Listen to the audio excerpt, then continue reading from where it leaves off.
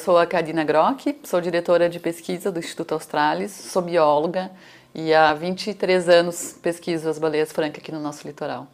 Karina, muito obrigado por essa entrevista ao Diarinho. A gente gostaria de começar com uma pergunta bastante básica. Por que as baleias francas gostam tanto do litoral de Santa Catarina? Essa é uma pergunta bem básica e é uma pergunta que eu estou tentando responder desde que eu comecei a pesquisar elas. Por que isso? A gente sabe que as baleias francas elas vêm para cá durante o período reprodutivo no inverno, especialmente para o nascimento dos filhotes. Também alguns indivíduos vêm para o acasalamento e para socializar. Elas vêm para cá porque elas procuram águas mais quentes, então essa é uma resposta por que elas vêm para cá. Águas mais quentes, aí a pessoa, quem está ouvindo, vai perguntar, mas como assim se elas vêm para cá no inverno, na época mais fria do ano? No entanto, elas migram entre áreas de alimentação e reprodução, e as áreas de alimentação, onde elas passam o verão, é na Antártida, onde é muito mais frio que aqui durante o inverno. Então a água aqui é mais quente e isso acaba gerando um local propício para o nascimento dos filhotes. Elas procuram também enseadas protegidas, justamente para a proteção do filhote recém-nascido contra predadores. Os predadores naturais da espécie são orcas e tubarões.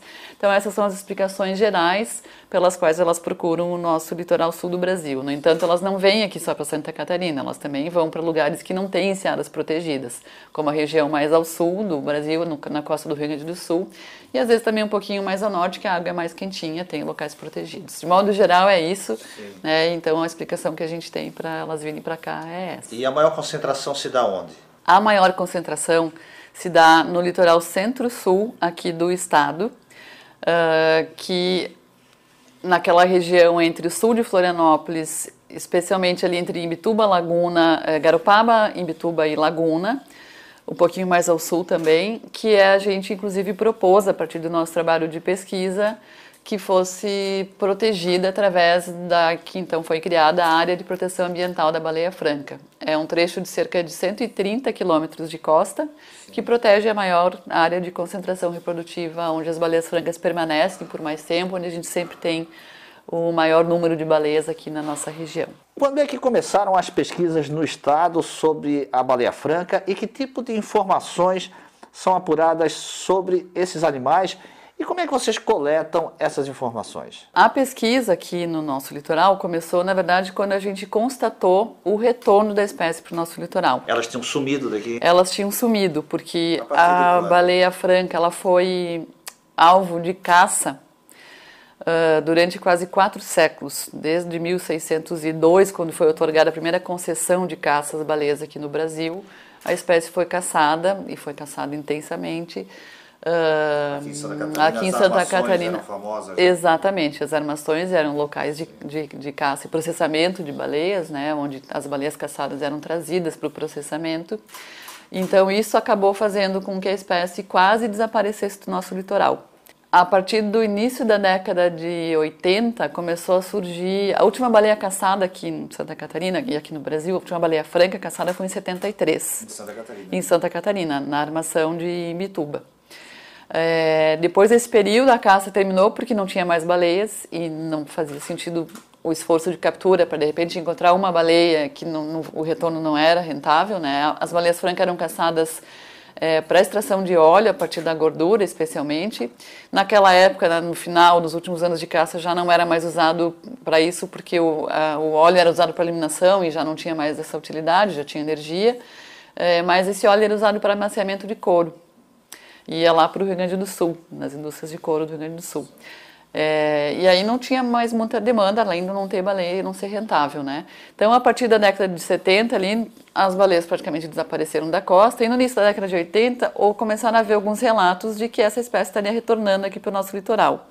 Então, quando nós constatamos, um grupo de voluntários, estudantes de biologia, fez um levantamento, recebeu essa informação de que essas baleias estariam eventualmente retornando aqui para o nosso litoral e começaram a fazer um levantamento em 1982, particularmente em 14 de agosto de 1982, no litoral norte do estado, foi constatado então a presença de uma mãe, de uma fêmea com um filhote, e aí foi o marco inicial do programa de pesquisa e conservação da baleia franca, que era chamado de Projeto Baleia Franca, e a partir de então a gente começou o monitoramento da espécie, um trabalho de conscientização. Uma universidade? Não, era um trabalho voluntário, todos que participavam naquela época eram estudantes, eu não estava engajada lá ainda, todos que participavam eram estudantes, e aí começaram a se mobilizar, começaram a buscar apoios, tentar buscar recursos. Durante muito tempo foi a base de patrocínio, todo o levantamento inicial feito aqui durante muitos anos, é muito difícil a gente manter um trabalho nessa área aqui no Brasil. E ao longo dos anos aí algumas conquistas foram surgindo, alguns apoios para começar as pesquisas de fato e o monitoramento da espécie, que tem sido contínuo desde o final da década de 80, ali, tem sido contínuo ao longo de todos os anos. Que tipo de informações são levantadas sobre esses animais, além da questão morfológica, tamanho, peso, essas coisas assim? Tamanho e peso é meio padrão da espécie, né? As baleias francas são animais grandes, bastante gordos e pesados, elas podem chegar aos adultos a 18 metros de comprimento, a média é entre 14 e 15 metros dos animais que a gente tem hoje aqui. Inclusive a própria caça acabou fazendo uma espécie de pressão e reduzindo o tamanho desses animais. Nascem com esse tamanho, chegando a pesar até 60 toneladas, são os registros de maior peso da baleia franca aqui no hemisfério sul. E os filhotes já nascem com 4 a 5 metros de comprimento, pesando 4 a 5, 6 toneladas, muito pesados, porque são gordos, né? A característica dessa espécie. Então isso é uma informação que a gente já é consolidada e se obteve, inclusive, através da própria caça, né? Das medidas que eram feitas. As nossas pesquisas, elas sempre foram focadas especialmente para identificar as áreas que são os hábitos dessa espécie e as áreas que são mais importantes para elas. Lembrando que as fêmeas vêm para cá para o nascimento dos filhotes, então é um momento extremamente importante do ciclo de vida dessa espécie, para dar continuidade à espécie, né, e permitir a recuperação populacional. Então é muito importante, era muito importante desde o início e até hoje, que a gente analise, avalie, acompanhe, determine essas áreas que são importantes e faça propostas para medidas de gestão, de proteção, que foi inclusive o que resultou na criação da APA da baleia franca, como eu já mencionei. Então as nossas pesquisas, elas focaram durante muitos anos na definição dessas áreas, identificar essas áreas que são importantes, identificar o comportamento das baleias nessa região, e a gente tem isso a gente faz através de sobrevoos e a partir de terra. A partir de terra a gente faz o monitoramento mais diário, porque a baleia franca é uma espécie costeira, é muito fácil de pesquisar a partir da costa, de avistar a partir da costa, e através dos sobrevoos a gente faz monitoramentos mais amplos, em área maior, em torno de 300 a 400 quilômetros de costa, dependendo da época do ano.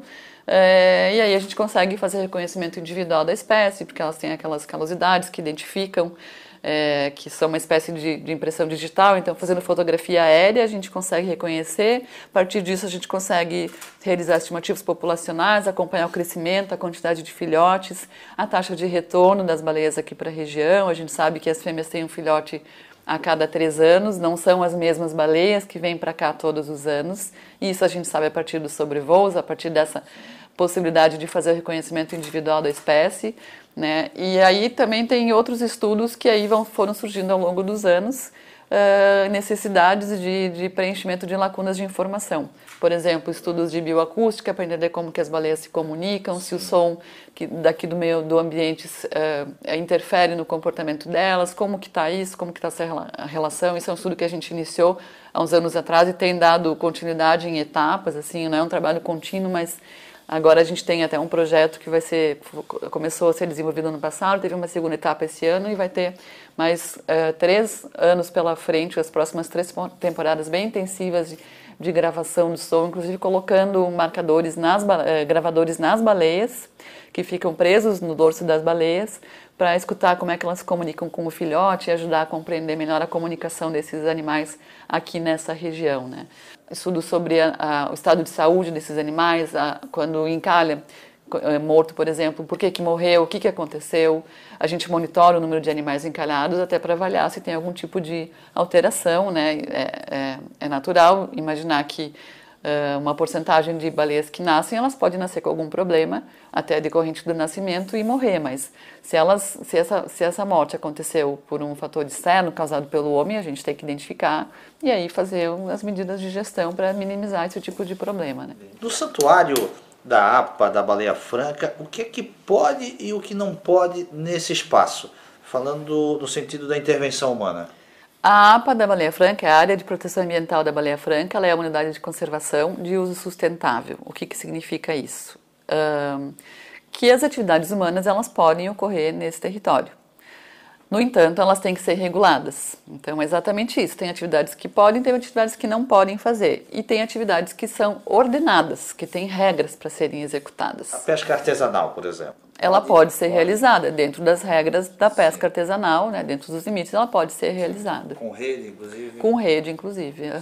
Tem um ordenamento, tem todo um trabalho que isso é responsabilidade da APA, que é um órgão federal, né? Nós somos uma ONG, a gente é o IC que é administrada pelo Instituto Chico Mendes, o ICMBio, então isso é atribuição deles, né? Entrar em acordos com os pescadores, inclusive o plano de manejo da APA da Baleia Franca, que foi feito e publicado no final do ano passado, que está em vigor, ele determina normas que foram, inclusive, acordadas com os pescadores, né? Só para dar um exemplo. Tem uma série de normas que estabelece, o plano de manejo está disponível no site do ICMBio, na página da APA da Baleia Franca, que qualquer pessoa pode consultar. E foi feito de forma participativa, né? A partir de oficinas participativas com vários setores, inclusive da pesca industrial, pesquisadores, ONGs, setor imobiliário, enfim, para se chegar a um denominador comum que fosse interessante para proteger esse território ao mesmo tempo, pensando nas baleias e todo o ecossistema que é importante para elas, já que elas escolheram esse lugar aqui para ter os filhotes, mas também para nossa sorte, exatamente, mas também para que a gente possa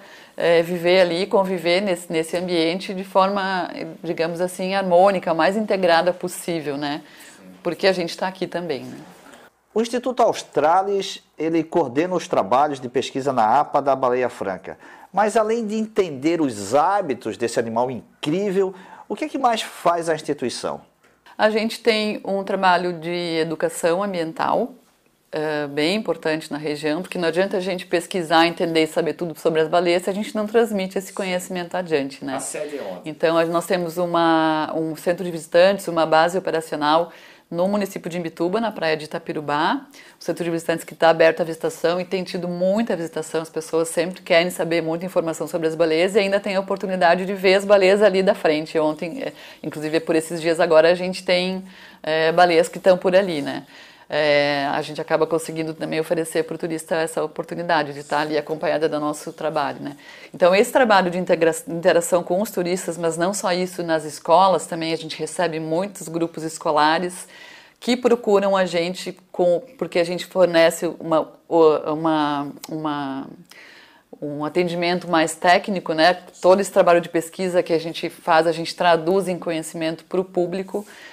A gente desenvolve trabalhos específicos, trabalhos nas escolas. Esse é um outro trabalho que a gente faz.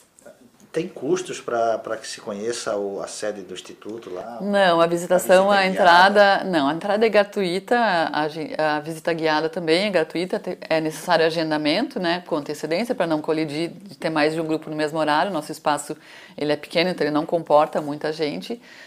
A gente pede então agendamento, mas não tem custo, a visita é totalmente gratuita. Onde é que fica a sede essa sede? Fica na praia de Itapirubá, na beira-mar norte da praia de Itapirubá Norte, no município de Imbituba.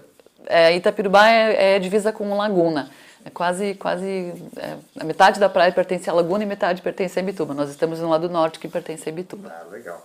Quantas baleias francas foram avistadas este ano em Santa Catarina e esse número é maior ou menor que os anos anteriores? O principal sobrevoo da temporada, onde a gente tem essa análise do número de baleias em cada ano, ele ainda não foi realizado. Ele vai ser realizado agora em setembro, que é o auge da temporada reprodutiva da espécie. Mas nós já fizemos um voo no início da temporada, que foi em julho, e comparado com o ano passado, a gente teve um número bem menor de baleias. Foram 15 baleias avistadas esse ano. No ano passado foram mais baleias, foram 30 e alguma coisa. Mas no total do ano passado, Nós avistamos quase 300 baleias no nosso litoral. Foram, na verdade, exatamente 273 baleias, depois da análise das fotos que nós consolidamos. Foi um recorde? Inicialmente a gente tinha divulgado um número um pouquinho maior, mas a gente viu que tinha algumas baleias repetidas e acabou consolidando como 273. Foi um recorde absoluto desde o início do nosso trabalho. É muita baleia? É muita baleia.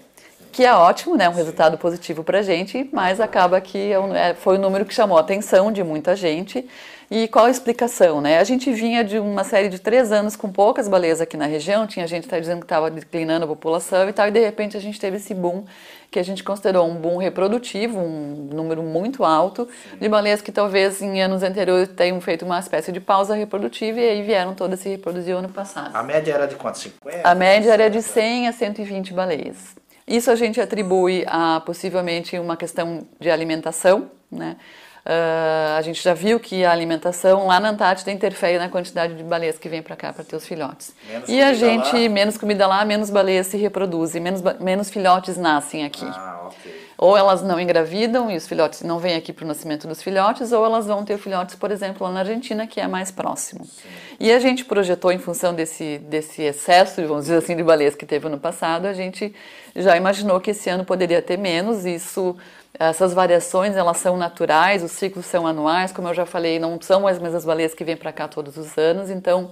E por isso é importante esse acompanhamento de longo prazo que a gente faz, né? Esse monitoramento que a gente consegue fazer, que já tem hoje 37 anos de acompanhamento, porque aí a gente consegue entender essas flutuações e analisar quais são os fatores que interferem nisso. Qual é a melhor forma de a gente ver a baleia? É possível realmente, vale a pena ir para a costa, ver a franca? Vai dar esse prazer visual? Uma das características da baleia franca é o hábito costeiro e o fato de ser a única espécie de baleia que se reproduz no litoral brasileiro, que é costeira, né, e que a gente pode ver a partir da costa, assim, pertinho. As baleias francas, elas ficam logo após a arrebentação das ondas. Eu costumo brincar que elas disputam onda com surfistas. Eles, inclusive, acabam tendo encontros com elas e a gente recomenda se manter afastado, porque... São animais muito grandes, são dóceis, mas são muito grandes e é muito fácil avistar da costa, da praia, dos costões. A única coisa que o turista, ou enfim, a pessoa que quer contemplar esses animais tem que cuidar é de buscar um dia, se vai se deslocar até um local, e a gente fornece essa informação lá na nossa sede, no nosso site, na internet, nas redes sociais, da onde as baleias estão. A pessoa só tem que prestar atenção na condição climática. Por quê? Porque quando tem muito vento, o mar está muito agitado, é mais difícil de vê-las. As baleias estão ali, estão na praia, elas não saem, elas não vão embora com tempo ruim, mas é mais difícil de a gente ver, porque a ondulação acaba, né, mascarando, escondendo os animais. A gente pode ver a partir da praia, dos costões, tem praias que são melhores, tem praias que são piores, tem praias que elas gostam mais de ficar, isso a gente conseguiu identificar ao longo dos anos, então todas essas informações a gente disponibiliza para o público em geral. Onde é que fica a concentração das baleias? É ali em Bituba? Especialmente em Bituba, Garopaba e Laguna. Essa região central da APA da Baleia Franca, que inclusive foi denominada recentemente como a Rota da Baleia Franca, é a região de maior ocorrência da espécie, mas nós já tivemos esse ano avistagens nas praias do município de Palhoça, aqui em Florianópolis, mais para o sul do estado, lá no norte do Rio Grande do Sul tem um grupo parceiro nosso que monitora as baleias lá, um pouco mais para cima. Já teve avistagem de baleia franca até no litoral de São Paulo, no Paraná, na Bahia esse ano, no Rio de Janeiro, então esporadicamente elas sobem. Antigamente, antes da caça, elas subiam ao longo do litoral todo, elas iam até o sul da Bahia, mas a maior concentração delas é aqui, realmente no nosso litoral, na região centro-sul aqui de Santa Catarina, que é abrangida pela APA da Baleia Franca. Legal. Esta semana, uma jornalista narrou que foi intoxicada ao cobrir o encalhamento e depois a morte de uma baleia no nordeste do país. Ela afirma não ter se aproximado, mas há relatos de que algumas pessoas comeram a carne deste animal. Essa jornalista passou mal e foi levada às pressas a um hospital com sintomas de intoxicação. Muitas pessoas tiram selfies e mexem nos animais mortos na praia. Esse risco de intoxicação, ele realmente existe? Quando uma baleia encalha, viva, por exemplo, que foi o caso dessa semana, foi uma baleia jubarte no nordeste do Brasil, ela não está bem, ela está doente. E a gente não sabe, até no caso dela morrer, se for o caso, tem encalhes que acontecem em bancos de areia que simplesmente o animal se perdeu, se desorientou. Mas os encalhes na beira da praia, como aconteceu nesse caso, possivelmente uma baleia que está doente. Então a gente não sabe a doença que ela tem. Por isso não é recomendável comer a carne da baleia, porque corre um risco sim de intoxicação. No caso dela morrer, se conseguir fazer necrópsia, a gente tem a chance de descobrir qual era o problema, mas até ali não tem como saber. Então por isso que esse tipo de problema ocorre. Pode ser Além uma loteria. disso, é uma loteria, exatamente. Além disso, por mais que pode parecer um desperdício toda aquela carne ali disponível indo, né, para o lixo, de certa forma, a lei brasileira ela proíbe a caça e molestamento das baleias. A caça aqui no Brasil ela é proibida, inclusive para qualquer finalidade. Então também, de certa forma, é um crime, né, fazer consumo dessa carne. Se você está numa praia e avista uma baleia, se você está no mar com um pequeno barco, ou mesmo surfando ou remando com stand-up, qual é a orientação? A orientação é manter distância, lembrando que são animais. Existe uma legislação, a Portaria 117 do IBAMA, publicada em 96 e alterada em 2002, ela regulamenta a observação de baleias no nosso litoral, para qualquer parte do litoral brasileiro, inclusive na APA da Baleia Franca. Na APA tem outras restrições, tem normas um pouco maiores, mais restritas, mas de modo geral, a Portaria 117 ela determina que a gente não pode nadar perto das baleias a uma distância inferior a 50 metros, ela regula a aproximação embarcada, aproximação aérea, não pode se aproximar a menos de 100 metros de distância. E por que isso? Por que essas distâncias? Para respeitar esse momento dos animais, evitar que a gente interfira no comportamento natural e no caso de stand-up, de surf, especialmente essas atividades, é muito importante a gente respeitar a distância porque são animais muito grandes. A baleia franca ela não é agressiva, ela é um animal extremamente dócil, no entanto, a maior ocorrência que a gente tem aqui são das mães que estão com seus filhotes recém-nascidos, elas vieram aqui para parir esse filhote e elas vão cuidar deles nos primeiros meses de vida. E como toda mãe zelosa, ela vai proteger o filhote se ela sentir que esse filhote está correndo algum tipo de risco, algum tipo de ameaça.